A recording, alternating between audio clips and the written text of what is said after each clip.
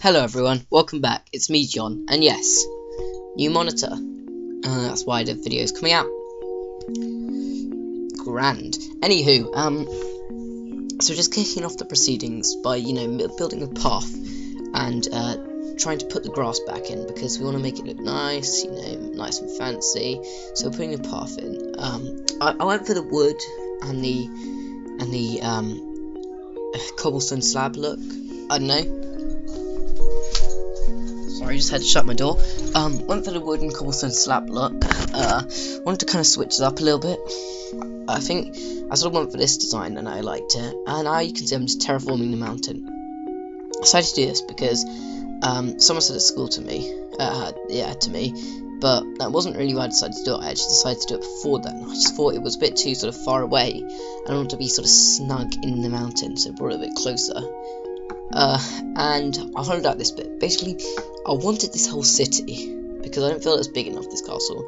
I wanted most of the city to be underground. Now, I sort of dabbled a bit in this, but I decided that eventually what I was going to do is, what I'm going to do now is, I'm going to build the above ground bit, and do the underground bit later, so last, because I think you guys don't really want to see me doing the underground bit at the moment, but I'm still going to do a bit of underground bit at this beginning, just here, but later on you'll see me just doing some overground bit. So I decided to put a bit of grass in. Now originally in this bit, I was just going to leave it open like this is it, the patterning in the walls, but originally I was just going to leave it open like that, so it's just going to be, a big hole in the ground, put a bridge over it maybe, something like that. But then I changed my mind, as you'll see later on in the video. I decided I'd cover it over, see there, with grass, and actually build like a path going down. I changed this path quite a lot. You can see I just changed the brick design there.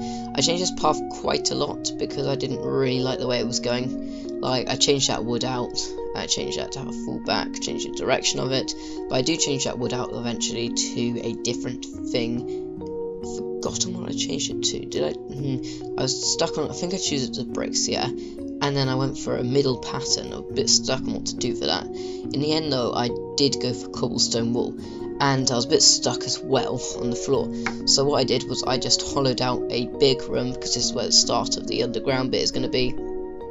I put up some torches so I could actually see what I was doing. Now, as you can see, I just left it there for a bit while I went and terraformed the mountains, because I just found out about the smooth tool, you see. So that's what I went and did, use the smooth tool.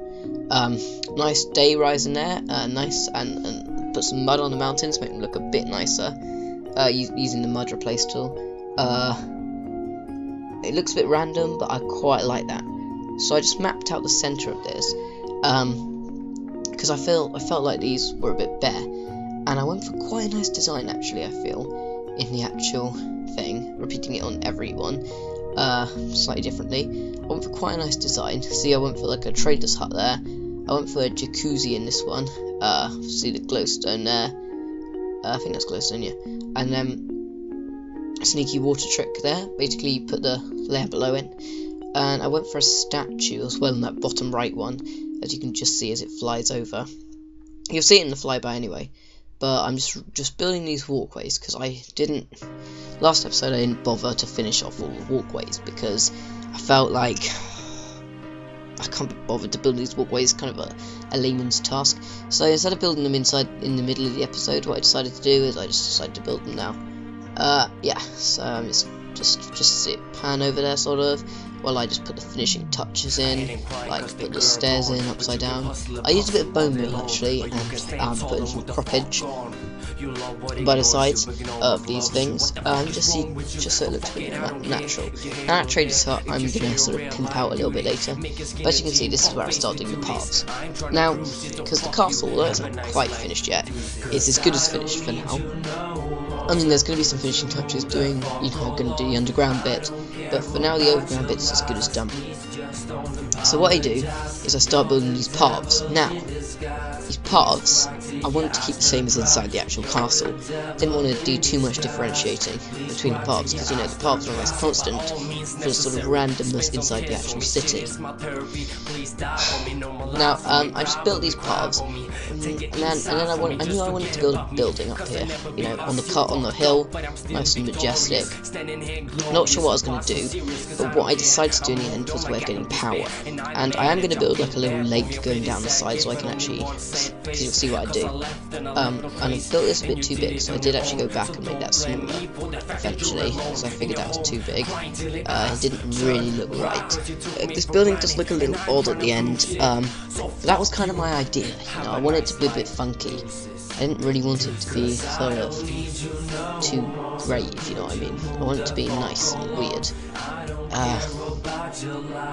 So in the end I just went and did that, really. I did change the iron blocks to nice dark stone bricks, and I did put a sort of weird timber frame in. I think it turned out quite nice. I mean, there's a lot more detail I'm going to go back and put in later, probably off camera. And the path going up I want to, you know, change. But for now, I think that was quite nice what I did. I had to go and change the actual going up bits on the roof, because they did look a bit, you know, weird. But I think it turned out quite nice overall. So I put in these windows, and I have quite big windows because I just felt I kind of wanted big windows. And as you can see up there in the top right, there is in fact a big wind turbine thing that spins in the wind. So you can see the interior of the building. This is one interior I did. I'm not sure if I'm going to do all the interiors in all the buildings. I'm not sure what you guys think I should do. This is one I did.